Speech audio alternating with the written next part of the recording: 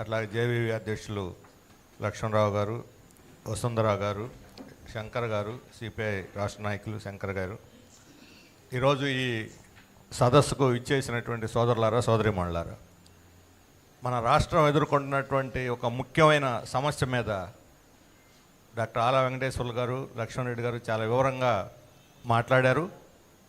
ఒక సంవత్సర కాలంగా ఈ 10 మెడికల్ కాలేజీలని ప్రైవేటు పరం చేయకుండా నిరోధించి వాటిని ప్రభుత్వ ఆధ్వర్యంలోనే నిర్మించి పూర్తి చేసి మన రాష్ట్ర అభివృద్ధికి తోడ్పడాలనే అలుపెరుగుని పోరాటం చేస్తున్నటువంటి వెంకటేశ్వర్లు గారిని, లక్ష్మణ్ రెడ్డి గారిని నేను మనస్ఫూర్తిగా అభినందిస్తున్నాను. ముఖ్యంగా ఈ ఉద్యమ పరిరక్షణ కమిటీలో అనేక సంఘాలు ఉన్నాయి, అనేక మంది ప్రముఖులు ఉన్నారు. ఈరోజు మనం చూస్తూ ఉన్నాం, రోజు అభివృద్ధి గురించే ముఖ్యమంత్రి గారు మాట్లాడుతుంటారు.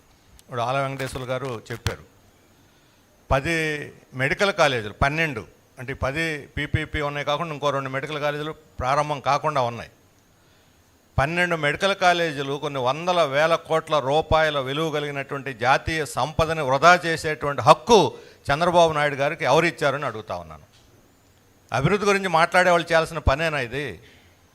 అవన్నీ శిథిలం అయిపోతున్నాయి. 2 సంవత్సరాల నుంచి కాలేజీలు వీళ్ళు అధికారంలోకి వచ్చినప్పటి నుంచి వాటన్నిటినీ అక్కడ అభివృద్ధి ఆపేశారు. అంటే బహుశా పూర్తి చేస్తే ఇంతకుముందున్న ప్రభుత్వానికి పేరు వస్తుందని అనుకున్నారా?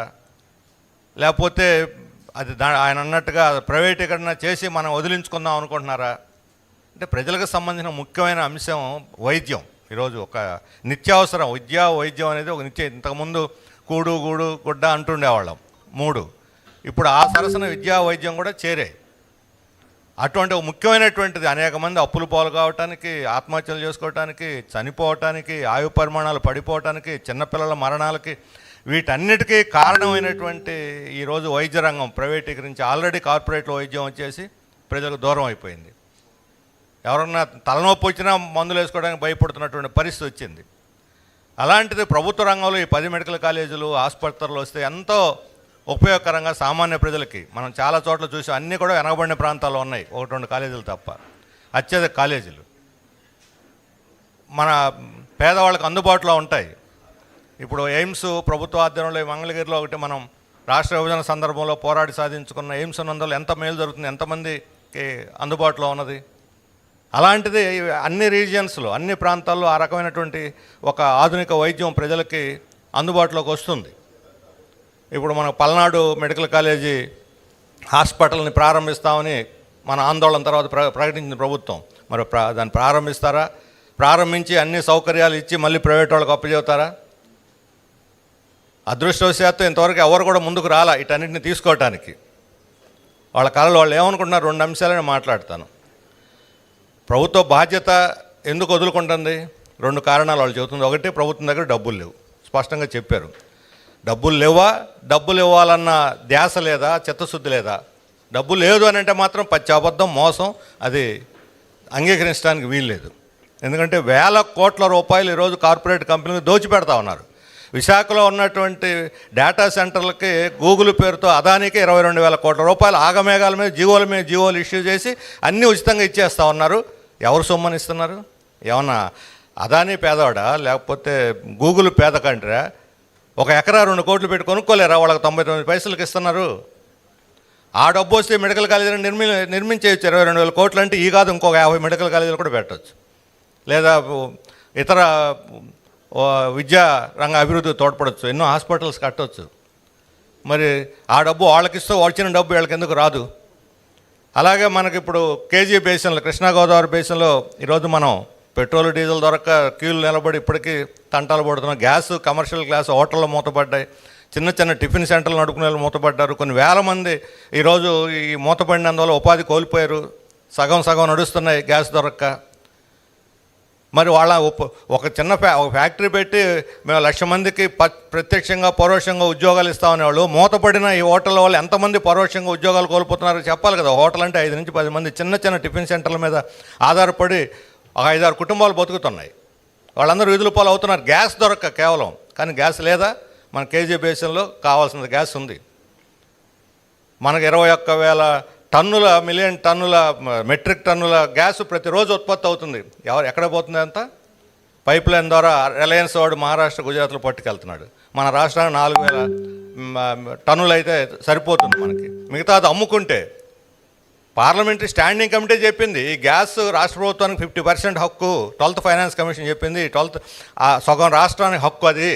ఆ సగం మనకు వస్తే 21,000 టన్నుల్లో 11,000 టన్నులు లేదా 10,000 టన్నులు వస్తే 4,000 టన్నులు పోను 6,000 టన్నులు గ్యాస్ అమ్ముకుంటే 5,000 కోట్ల రూపాయలు వస్తుందని ఆ రోజు 2011లోనే పార్లమెంటరీ స్టాండింగ్ కమిటీ చెప్పింది. అంటే ఇప్పుడు డబల్ అవుద్ది, 10,000 కోట్ల రూపాయలు వస్తుంది కేవలం గ్యాస్ అమ్ముకుంటే. మన ప్రజలకు 100-200కి ఇచ్చేయచ్చు గ్యాస్, ఇంటింటికి పైప్ లైన్ పెట్టి, అది పోను 10,000 కోట్ల రూపాయలు వస్తుంది. మన గ్యాస్ అవుట్గా రిలయన్స్కి అప్పచెప్పడం అంటే ఆ డబ్బు వాడి కాళ్ళు గడ్డాలు పట్టుకొని మా రాష్ట్రంలో పెట్టుబడులు పెట్టు లేదా హాస్పిటల్ తీసుకో అని చెప్పి వాళ్ళ కార్పొరేట్ కంపెనీలు కాళ్ళ వేళ పడాల్సిన అవసరం మనకేమొచ్చింది? మనంతా వాళ్ళకు అప్పచెబుతున్నాం మన సర్వసంపదల్ని, మన వనరులన్నింటినీ. అందుకని డబ్బు లేదు అనేది పచ్చి అబద్ధం, మోసం, వంచన. దీన్ని ఎట్టి పరిస్థితులు అంగీకరించలేదు. ప్రజల్ని ఈ రకంగా మోసం చేస్తుంటే వాస్తవాలు ప్రజల్లోకి తీసుకుపోవటానికి మనం కృషి చేయాల్సినటువంటి అవసరం ఉంది. రెండవది, ప్రైవేట్ రంగం అయితే బ్రహ్మాండంగా సమర్థవంతంగా పనిచేస్తుంది. ఇది కూడా పచ్చి అబద్ధం. 2000 సంవత్సరంలో 90లో చంద్రబాబు నాయుడు గారు ముఖ్యమంత్రి అయినప్పుడు విజన్ 2020 అన్నప్పుడు నమ్మారు చాలామంది. ఈరోజు ప్రైవేట్ రంగం పరిస్థితి ఏమిటి? ఏ రంగం సమర్థవంతంగా పనిచేస్తుంది చెప్పమనండి. ఎయిర్లైన్స్, విమానాలు 2 కంపెనీలు, రోజు ఎక్కడో చోట యాక్సిడెంట్, విమానాలు కూలిపోతూ ఉన్నాయి. ఆ ప్రైవేట్ విమానాల కంపెనీలోనే మూతపడిపోతున్నాయి. అందరూ లాసుల్లోనే ఉన్నారు. ఇప్పుడు సమర్థవంతంగా నడుపుతున్నారన్న వాళ్ళు కూడా లాసులో ఉన్నారు. ఈ లాసులో డబ్బు అంతా ఎక్కడి నుంచి వస్తుంది? బ్యాంకుల నుంచి వస్తుంది. మునిగిపోతే ఎవరు మునిగిపోతారు? బ్యాంకులు మునిగిపోతాయి. లేదా టెలికమ్యూనికేషన్స్ ఎవరు లాభంలో ఉన్నారు చెప్పండి? అకౌంట్స్ అన్నీ లాసులోనే ఉన్నాయి. ఇప్పుడు ప్రైవేట్ బస్సులు రవాణాలో ఇస్తూ ఉన్నారు. ఎక్కడెక్కడి నుంచో అరుణాచల్ ప్రదేశ్, మణిపూర్ నుంచి దొంగ సర్టిఫికేట్లు తెచ్చి నడుపుతున్నారు. ఈ 6 నెలల్లో ఘాతుకమైనటువంటి ఇది యాక్సిడెంట్లు 5-6 జరిగినాయి. అనేక మంది ప్రాణాలు కోల్పోయారు, విలువైనటువంటి ప్రాణాలు కోల్పోయారు.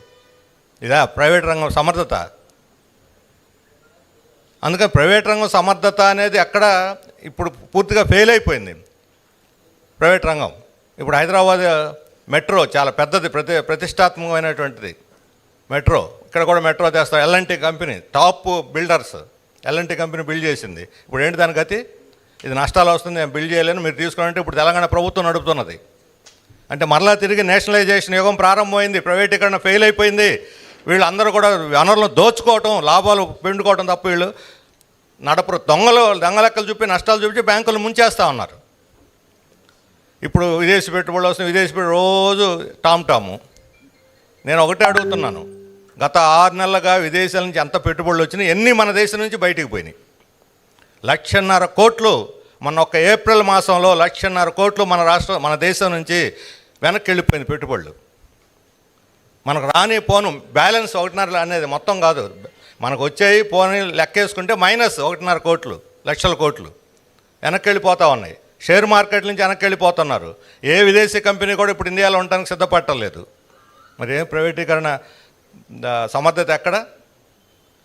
మైనింగ్ ప్రైవేట్ కంపెనీలకు ఇచ్చారు. ఏమిటి మీరు దోచుకుంటున్నారు. విశాఖ ఉక్కు ఫ్యాక్టరీకి మాత్రం ఎవరు? మైనింగు. ఇప్పుడు ప్రకాశం జిల్లాలో అత్యంత విలువైన ఐరన్ ఓర్ ఉంది, అది ఎవరికి ఇస్తున్నారు?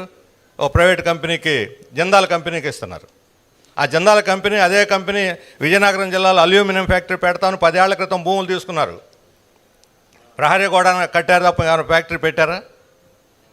నెల్లూరు జిల్లాలో కృష్ణపట్నం ఓడరేవులో అంబానీ ఒక విద్యుత్ ప్రాజెక్టు పెడతా ఉన్నాడు, 2,700 ఎకరాలు తీసుకున్నాడు. పెట్టాడా? ఏ కంపెనీ పెట్టింది భూములు ఇచ్చిన తర్వాత అని చెప్పి అడుగుతా ఉన్నాను. కాబట్టి భూములు తీసుకోవటం, బ్యాంకుల్లో పెట్టడం, డబ్బులు చేసుకోవటం, దివాళా ఎత్తడం, వాటిని ముంచేయటం తప్ప ఈ ప్రైవేట్ కంపెనీలు ఎక్కడైనా పెట్టుబడులు పెట్టి ఉపాధి కల్పించిన దాఖలా ఈ రాష్ట్రంలో ఒక్కటంటే ఒక్కటి చూపెట్టమని నేను అడుగుతున్నాను ఈ 10 ఏళ్లలో. అందుకని ప్రైవేట్ రంగం చాలా సమర్థవంతమైంది. పైగా ప్రైవేట్ రంగం వస్తే వాళ్ళకి కావాల్సిన వాళ్ళకి ఉద్యోగాలు ఇచ్చుకుంటారు. ఎస్సీ ఎస్టీలకు ఎవరు ఉద్యోగాలు, మహిళలకు ఎవరు? ఇప్పుడు మహిళలకు ఇస్తే వాళ్ళు అది సెలవు కావాలంటారు, రాత్రి కూడా పని చేయరు. వీళ్ళందరికీ ఎందుకు? ఈ రకమైనటువంటి కుంటి సాకులు చెప్పి దాన్ని వాళ్ళు తప్పించుకున్న ధోరణి. అందుకని ప్రైవేట్ రంగం సామాజిక న్యాయానికి చెందదు. ఇప్పుడు ప్రైవేట్ వాళ్ళకి ఇస్తే రేపు పొద్దున అమ్ముకుంటారు సీట్లన్నీ మెడికల్ కాలేజీల్లో. రిజర్వేషన్లు అమలు చేస్తాడా? లేకపోతే వాడు ఇప్పటికే అనేక రాష్ట్రాలు ఈ 3PP కింద 28 లక్షల దాకా వసూలు చేస్తున్నారు ఫీజులు. వాళ్ళు ఇష్టం అమ్ముకుంటారు, వేలం వేసి అమ్ముకుంటారు. డబ్బు ఉన్న వాళ్ళు దేశాల నుంచి వచ్చి కొనుక్కుంటారు, ఎన్ఆర్ఐలు వాళ్ళు వీళ్ళు కొనుక్కుంటారు. మనం సామాన్య ప్రజల పరిస్థితి ఏంటి, మెరిట్లో ఉన్న వాళ్ళ పరిస్థితి ఏంటి, కౌన్సిలింగ్లో సీట్లు వచ్చిన వాళ్ళ పరిస్థితి ఏంటి? అందుకని రాష్ట్ర అభివృద్ధికి తోడ్పడేది కాదు ఇది ప్రైవేటీకరణ.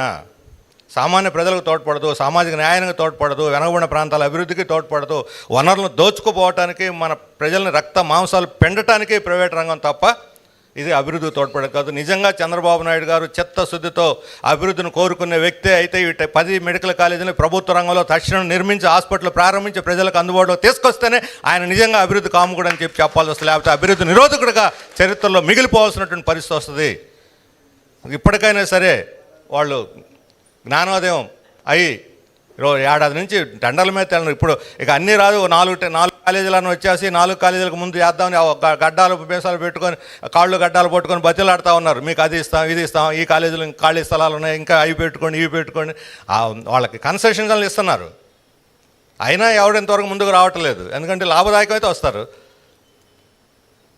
ఇది ఆల్రెడీ స్థలాలు ప్రజలవి, ప్రభుత్వానివి, బిల్డింగులు తయారై ఉన్నాయి 20 నుంచి 80% దాకా. కొద్దిపాటు పెట్టుబడి పెడితే పరిష్కారం అవుతుంది.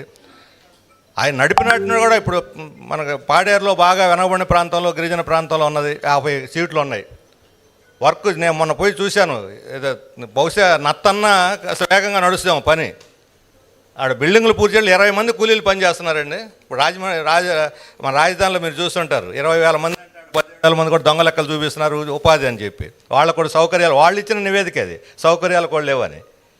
పాడేరులో నేను కళ్ళారు చూసిన 20 మంది పనిచేసి నెత్తన ఇటుక పేరు ఎన్నేళ్ళకి పూర్తాడో ఏమన్నా మాకు తెలియదు. డబ్బులు ఇస్తే వస్తాయంటున్నారు కాంట్రాక్టర్లు, వాళ్ళకి డబ్బులు రాలేదట. వెనకబడిన ప్రాంతాల్లో ఒక మెడికల్ కాలేజీ రెడీ అయి నడుస్తున్నది. ఇంకొక 50 సీట్లు వస్తాయి మనకు, అది పూర్తి అయిపోతుంది. 150 సీట్ల కెపాసిటీ ఉంది. 800 పడకల ఆసుపత్రి ఉన్నది. పాడేరులో ఎంత డెవలప్మెంట్కి తోడు. ఇదేనా గిరిజన అభివృద్ధి అంటే, వెనకబడిన ప్రాంతాల అభివృద్ధి అంటే ఇదేనా? అందుకని పూర్తిగా ఈ ప్రభుత్వం రాష్ట్రాన్ని అభివృద్ధి చేసడంలో విఫలమైంది. వీళ్ళకి అభివృద్ధి గురించి మాట్లాడే అర్హత లేదు. ఈ మెడికల్ కాలేజ్ పూర్తి చేసి మేము అభివృద్ధి కాముకున్నాం అని చెప్పి నిరూపించుకుంటే మళ్ళీ అది మీకు వస్తుంది అభివృద్ధి. లేకపోతే నేను హైదరాబాద్ బిల్డ్ చేశాను, ఆదిలాబాద్ బిల్డ్ చేశానంటే ఇప్పుడు అందరూ విమర్శిస్తుంటే చంద్రబాబు నాయుడు గారు అంటున్నారు హైదరాబాద్ మొదట నవాబు, ఆ తర్వాత బ్రిటిష్ వాళ్ళు, ఆ తర్వాత నేను బిల్డ్ చేశానని ఆయన ఇప్పుడు నొక్కులు నొక్కుతా ఉన్నాడు. హైదరాబాదు, ఆధునిక హైదరాబాద్ బిల్డ్ అయింది ప్రభుత్వ రంగం ద్వారానే. స్వతంత్రం వచ్చిన తర్వాత వర్ష ప్రణాళికలో భాగంగా ల్యాబులు వచ్చినాయి, పెద్ద పెద్ద ఫ్యాక్టరీలు వచ్చినాయి, ప్రభుత్వ రంగం సంస్థలు అన్నీ వచ్చిన తర్వాత ఆధునిక హైదరాబాద్ బిల్డ్ అయింది స్వతంత్రానంతరం. అందువల్ల ప్రభుత్వ రంగం, విశాఖ డెవలప్ అయింది ప్రభుత్వ రంగం ద్వారా, బెంగళూరు డెవలప్ అయింది ప్రభుత్వ రంగం ద్వారా, కాన్పూర్ డెవలప్ అయింది ప్రభుత్వ రంగం ద్వారా. చెప్పమనండి ఇటన్నిట్లో. అందుకని ప్రభుత్వ రంగం ద్వారా అభివృద్ధి జరగదు అని చెప్పేది అబద్ధం. లేదా అవినీతి ఉంటుందంటే ప్రైవేట్ రంగంలో ఎంతమంది దోచుకు తింటున్నారు? ప్రైవేట్ రంగం అంటేనే అవినీతికి మూలం. ప్రభుత్వ రంగంలో అవినీతి ఒక భాగం, కానీ ప్రైవేట్ రంగం అంటే అవినీతే, ఇక వేరే దానికి లేదు నిర్వచనం. ప్రైవేట్ రంగం అంటే అవినీతి భాగం కాదు, అవినీతి భాగం కాదు అది. అందుకని ఖచ్చితంగా ఈ ఉద్యమాన్ని ముందుకు తీసుకుపోవడానికి మా వంతు సహకారం అందిస్తాం. ఇప్పటికే సంవత్సర కాలంగా మన పోరాటం చేస్తూ ఉన్నారు. భవిష్యత్తులో కూడా ఈ పోరాటాన్ని కొనసాగించాలి. ఈ కాలేజీలను కాపాడుకొని ప్రభుత్వ రంగంలో నిర్మించే విధంగా మన అందరం కూడా పట్టుబట్టి విద్యార్థి యువజన సంఘాలు, ఈ విద్యా సంస్థలు అందరూ కూడా కలిసికట్టుగా ముందుకు నడవాలని చెప్పి, అందుకు మా పూర్తి మద్దతు సంఘీభావం ఉంటుంది పార్టీగా అని చెప్పి మీకు హామీ ఇస్తూ నేను సెలవు తీసుకుంటున్నాను.